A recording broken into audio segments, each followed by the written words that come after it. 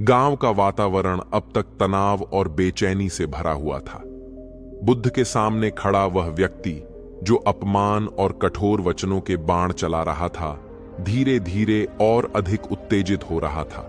उसकी आवाज में क्रोध की ज्वाला थी, आंखों में अविश्वास और भीतर कहीं अहंकार का भार। चारों ओर खड़े लोग सांस रोके देख रहे थे कि बुद्ध इस अपमान का उत्तर किस प्रकार देंगे। अधिकांश लोगों का मन यही सोच रहा था कि शायद बुद्ध भी अब कुछ कठोर शब्द कहेंगे, शायद वे इस अपमान को बर्दाश्त नहीं करेंगे। परंतु बुद्ध की आंखें अब भी शांत थीं। चेहरे पर वही कोमल मुस्कान बनी हुई थी, मानो बाहरी आंधी तूफान उनके भीतर की शांति को छू भी न पा रही हो। कुछ देर तक मौन रहने के बाद बुद्ध ने धीरे धीरे अपनी दृष्टि उस व्यक्ति पर केंद्रित की और उसी शांत स्वर में बोले जो सबके हृदय को छू जाता था।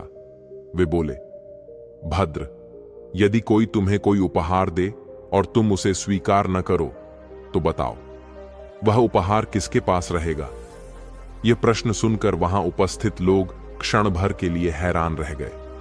उन्हें उम्मीद थी कि बुद्ध कोई तर्क या प्रतिवाद करेंगे, परंतु उन्होंने एक प्रश्न रख दिया। प्रश्न सरल था, लेकिन उसमें गहरी गंभीरता छिपी थी। गांव वाले आपस में कानाफूसी करने लगे। कुछ लोग हंस पड़े, क्योंकि उन्हें लगा कि यह तो बहुत सीधी सी बात है। उपहार वहीं रहेगा जहां से वह आया है। अपमान करने वाला व्यक्ति भी यह प्रश्न सुनकर ठिठक गया। उसके चेहरे पर पहले तो आश्चर्य की झलक आई, फिर वह थोड़ी देर चुप रहा। लेकिन अहंकार और क्रोध में डूबा हुआ उसका मन इस सरल प्रश्न के पीछे छिपे गहरे अर्थ को तुरंत नहीं समझ पाया। वह बोला, यदि कोई उपहार दे और दूसरा व्यक्ति उसे न ले, तो वह तो स्वाभाविक रूप से देने वाले के पास ही रहेगा। इसमें कौन सी बड़ी बात है? बुद्ध अब भी मुस्कुरा रहे थे। उनकी आंखों में करुणा की ज्योति और गहरी सहानुभूति झलक रही थी। उन्होंने उत्तर दिया, सही कहा। ठीक वैसे ही, यदि कोई तुम्हें अपमान, कटु वचन या क्रोध का उपहार दे और तुम उसे स्वीकार न करो, तो वह कहां रहेगा? वही उस व्यक्ति के पास रहेगा जिसने उसे दिया। यह वाक्य वहां उपस्थित हर व्यक्ति के हृदय में बिजली की तरह गिरा। गांव वाले, जो अब तक उस अपमानजनक दृश्य को देखकर बेचैन थे, अचानक भीतर से जैसे हल्के हो गए। उन्हें समझ में आया कि बुद्ध अपमान को भी एक उपहार की तरह देख रहे हैं। यदि उसे ग्रहण न किया जाए तो वह देने वाले पर ही लौट जाता है। उस क्षण सभा में सन्नाटा छा गया। सबकी निगाहें बुद्ध पर टिक गईं। उनका स्वर अब भी धीमा था, परंतु उसमें जो गहराई थी उसने वातावरण को पूरी तरह बदल दिया। लोग समझने लगे कि यही तो बुद्ध का धैर्य है। बाहरी दुनिया कितना भी आक्रामक क्यों ना हो, भीतर की शांति को यदि अडिग रखा जाए तो कोई भी हमें विचलित नहीं कर सकता। उस अपमान करने वाले व्यक्ति की स्थिति अब अजीब हो गई थी। जो शब्द उसने गुस्से और अपमान के रूप में बुद्ध को देने चाहे थे, वे अब उसी पर लौट आए थे। उसके चेहरे पर पहले शर्मिंदगी, फिर उलझन और अंत में गहन मौन उतर आया। वह समझ नहीं पा रहा था कि बुद्ध ने उसके क्रोध का उत्तर बिना एक भी कठोर शब्द कहे कैसे दे दिया। वहां खड़े लोगों में से कुछ ने मन ही मन सोचा, हम तो क्रोध आने पर तुरंत प्रतिक्रिया कर बैठते हैं। कोई हमें बुरा कह दे तो हम दुगुना बुरा कह देते हैं। लेकिन बुद्ध ने तो जैसे यह सिद्ध कर दिया कि प्रतिक्रिया न देकर ही क्रोध को पराजित किया जा सकता है। वातावरण अब पूरी तरह बदल चुका था। शांति की लहर जैसे चारों ओर फैल गई थी। गांव वाले नतमस्तक हो गए। बहुतों के हृदय में यह प्रश्न गूंजने लगा कि क्या हम भी बुद्ध की तरह अपमान को स्वीकार न कर पाने का अभ्यास कर सकते हैं? बुद्ध ने अपनी बात आगे बढ़ाते हुए कहा, क्रोध किसी और को जलाने के लिए नहीं, बल्कि स्वयं को जलाने के लिए होता है। जो व्यक्ति क्रोध करता है वह सबसे पहले अपनी ही शांति खो देता है। लेकिन यदि सामने वाला व्यक्ति उस क्रोध को ग्रहण न करे तो क्रोध करने वाला स्वयं ही अपने शब्दों और भावनाओं में उलझकर दुखी हो जाता है। इसलिए साधक वही है जो अपने भीतर शांति को स्थिर रखे और अपमान या कटुता को स्वीकार न करे। इन शब्दों ने लोगों को भीतर तक छू लिया। कई लोग भाव विभोर होकर बुद्ध के चरणों में झुक गए। जिनके मन में संदेह था, वे अब साफ समझने लगे थे कि धैर्य और करुणा केवल शब्द नहीं, बल्कि जीवन जीने की कला है। जो व्यक्ति बुद्ध को अपमानित करने आया था, उसकी आंखों से अब अहंकार धीरे धीरे पिघल रहा था। वह समझने लगा था कि उसके द्वारा बोला गया हर कठोर शब्द अब उसी पर वापस आ गया है। उसके होंठ कांपने लगे और वह धीरे धीरे सिर झुकाकर खड़ा हो गया। सभा में उपस्थित सभी लोग अब एक नई सीख लेकर खड़े थे। उन्होंने देखा था कि बुद्ध ने अपमान को किस प्रकार एक गहरी शिक्षा में बदल दिया। कोई दूसरा होता तो शायद गुस्से से उत्तर देता या आहत हो जाता, लेकिन बुद्ध ने उसे एक प्रश्न में बदलकर सबके लिए एक जीवन दर्शन बना दिया। उस क्षण बुद्ध केवल एक साधु नहीं, बल्कि एक मार्गदर्शक बनकर सामने आए, जो न केवल शब्दों से बल्कि अपने आचरण से भी सिखाते हैं कि सच्ची विजय क्रोध पर विजय है, दूसरों पर नहीं। उस क्षण पूरे गांव का वातावरण बदल चुका था। जो भी वहां खड़े थे, वे सब एक गहरे मौन में डूब गए थे। बुद्ध के शब्द अब भी हवा में गूंज रहे थे। यदि कोई तुम्हें उपहार दे और तुम उसे स्वीकार न करो, तो वह किसके पास रहेगा? और फिर उनका उत्तर, उसी के पास जिसने वह दिया। यह प्रश्न और उत्तर इतना सरल था, फिर भी उसमें ऐसी गहराई थी कि जिसने भी सुना, उसका मन भीतर तक हिल गया। सबसे अधिक असर उस व्यक्ति पर हुआ था जिसने बुद्ध को अपमानित करने का प्रयास किया था।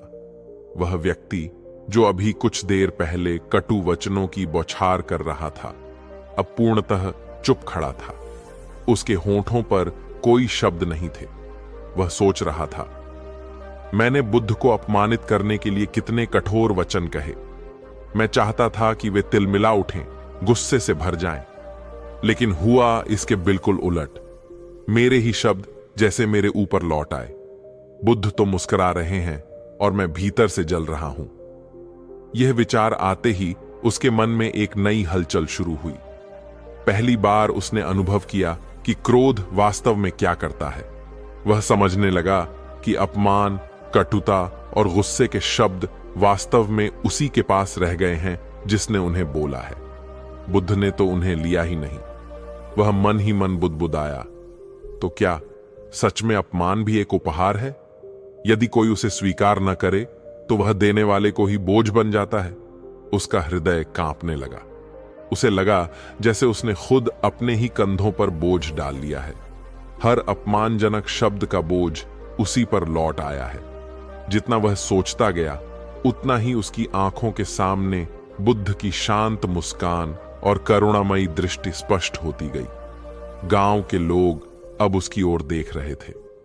वे सब देख रहे थे कि वही व्यक्ति जो कुछ देर पहले बुद्ध को चुनौती दे रहा था, अब चुपचाप सिर झुकाए खड़ा है। किसी ने कुछ नहीं कहा, क्योंकि सभी जानते थे कि यह मौन ही सबसे बड़ा उत्तर है। उस व्यक्ति के भीतर का अहंकार टूटने लगा। वह समझ गया कि बुद्ध का धैर्य उसकी कल्पना से कहीं बड़ा है। उसने सोचा, मैंने सोचा था कि वे साधारण मनुष्य की तरह प्रतिक्रिया देंगे, पर वे तो अडिग हैं, जैसे पर्वत की चोटी पर बैठी बर्फ, जिसे सूरज की गर्मी भी तुरंत नहीं पिघला सकती। उनका मौन ही उनकी शक्ति है। उनका प्रश्न ही मेरा उत्तर है। उसके मन में एक नई रोशनी जगने लगी। ऐसा लग रहा था जैसे बुद्ध के शब्दों ने उसके भीतर कोई ताला खोल दिया हो। पहली बार उसने महसूस किया कि अपमान करना केवल सामने वाले को चोट पहुंचाना नहीं होता, बल्कि उससे कहीं अधिक स्वयं को चोट पहुंचाना होता है। जब सामने वाला उसे स्वीकार ही नहीं करता, तो अपमान एक जहर बनकर उसी के भीतर घूमता रहता है जिसने उसे बोला है। धीरे धीरे उसकी आंखों से आंसू छलकने लगे। ये आंसू कमजोरी के नहीं, बल्कि बोध के थे।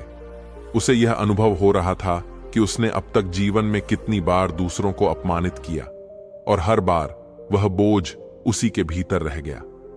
वह मन ही मन सोच रहा था, आज तक मैं यही मानता था कि जीत का अर्थ है दूसरों को दबा देना, उन्हें नीचा दिखा देना, लेकिन बुद्ध ने दिखा दिया कि सच्ची जीत दूसरों पर नहीं, स्वयं पर होती है। क्रोध पर विजय ही सच्ची विजय है। वह धीरे धीरे बुद्ध के समीप आया। गांव वाले सांस रोके यह दृश्य देख रहे थे। उसकी चाल में अब अहंकार नहीं था, बल्कि विनम्रता थी।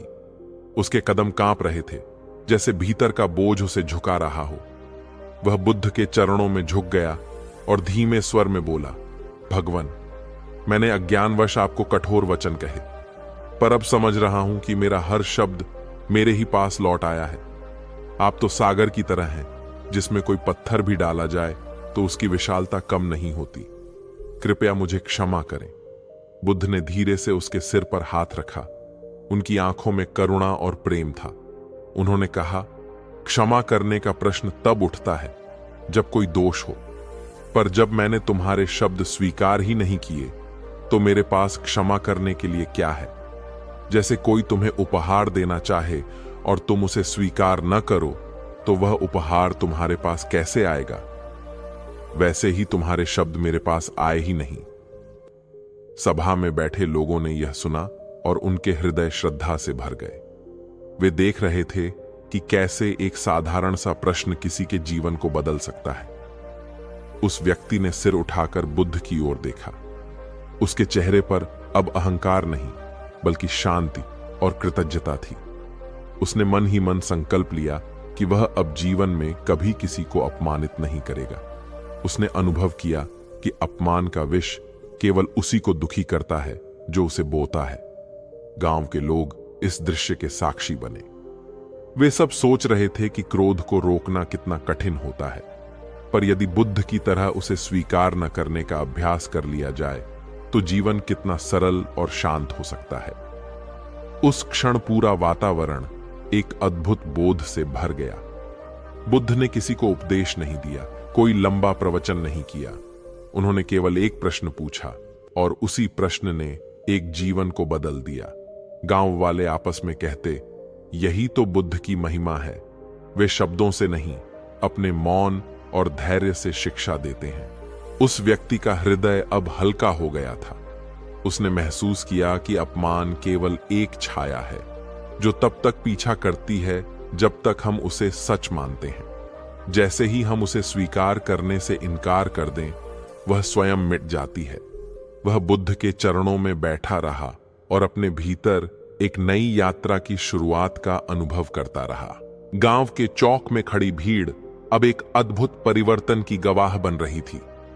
कुछ देर पहले जिस व्यक्ति का चेहरा क्रोध और कठोरता से तमतमाया हुआ था, वही चेहरा अब लज्जा से झुक गया था। उसकी आंखों में जो अग्नि थी वह अब बुझ चुकी थी। उसके भीतर का तूफान थम रहा था और उसकी जगह एक गहरी शांति और अपराध बोध का सागर उमड़ने लगा था। वह व्यक्ति सोच रहा था, मैंने कितनी मूर्खता की। मैंने उस इंसान को अपमानित करने की कोशिश की जो स्वयं को अपमानित होने योग्य मानते ही नहीं। मैंने आग को हवा देने की कोशिश की, लेकिन वह तो ऐसा दीपक निकला जो हर हवा में और भी स्थिर जलता है। मैंने क्रोध दिया और बदले में केवल करुणा मिली। अब मैं अपने ही कर्मों का भार महसूस कर रहा हूं। बुद्ध वहीं खड़े थे, उसी शांत मुद्रा में। उनके चेहरे पर न कोई जीत का गर्व था, न ही अपमान का आक्रोश। वहां केवल करुणा की एक मधुर धारा बह रही थी। ऐसा लगता था जैसे उनकी आंखों से एक अदृश्य स्पर्श निकलकर सीधे उस व्यक्ति के हृदय को छू रहा हो। भीड़ की निगाहें अब उस व्यक्ति पर टिक गई थीं। सभी देख रहे थे कि कैसे धीरे धीरे उसकी आंखें नम हो रही हैं। उसके होठों पर अब कोई कठोर शब्द नहीं थे। मुट्ठियां जो पहले गुस्से से कसी हुई थीं, अब ढीली पड़ चुकी थीं। वह कांपते स्वर में बोला, भगवन, आपकी शांति मुझे अंदर से तोड़ रही है। मैं सोच रहा था कि आप भी मेरी तरह गुस्से से जवाब देंगे, पर आपने तो ऐसा किया मानो मेरा क्रोध ही अस्तित्व में नहीं था। यह कैसी शक्ति है, यह कैसी करुणा है। बुद्ध ने उस व्यक्ति की ओर देखा। उनकी मुस्कान वही थी, गहरी, स्थिर और निस्वार्थ। उन्होंने धीरे से कहा, जिसे हम भीतर पोषित करते हैं वही बाहर प्रकट होता है। यदि कोई अपने भीतर क्रोध रखेगा तो उसके शब्द और कर्म उसी से भरे होंगे, और यदि कोई अपने भीतर करुणा रखेगा तो वही बाहर झलकेगी। तुमने क्रोध दिया, पर मैं अपने भीतर क्रोध को स्थान नहीं देता, इसलिए तुम्हारा दिया हुआ मुझ तक पहुंचा ही नहीं। यह वचन सुनकर व्यक्ति का सिर और अधिक झुक गया। भीड़ में बैठे कई लोग आंसू पोंछ रहे थे। सबको ऐसा लग रहा था मानो बुद्ध केवल उस व्यक्ति से नहीं, बल्कि हर किसी के भीतर बैठे क्रोध से बात कर रहे हों। उस व्यक्ति का चेहरा अब पूरी तरह बदल चुका था। उसमें जो अकड़ और आक्रामकता थी वह कहीं खो गई थी। उसकी आंखों में नम्रता थी, जैसे किसी ने कठोर पत्थर पर पानी की बूंदें गिरा गिरा कर उसे चिकना बना दिया हो। उसने अपने भीतर की हलचल को रोकते हुए कहा, मैंने जीवन भर दूसरों को दोष दिया, हमेशा यही सोचा कि लोग मेरे प्रति अन्याय करते हैं, और जब भी कोई मेरी बात न मानता तो मैंने गुस्से और अपमान के शब्दों से उसे नीचा दिखाने की कोशिश की। लेकिन आज समझ आया कि यह अपमान सामने वाले को नहीं, मुझे ही भीतर से खोखला कर रहा था।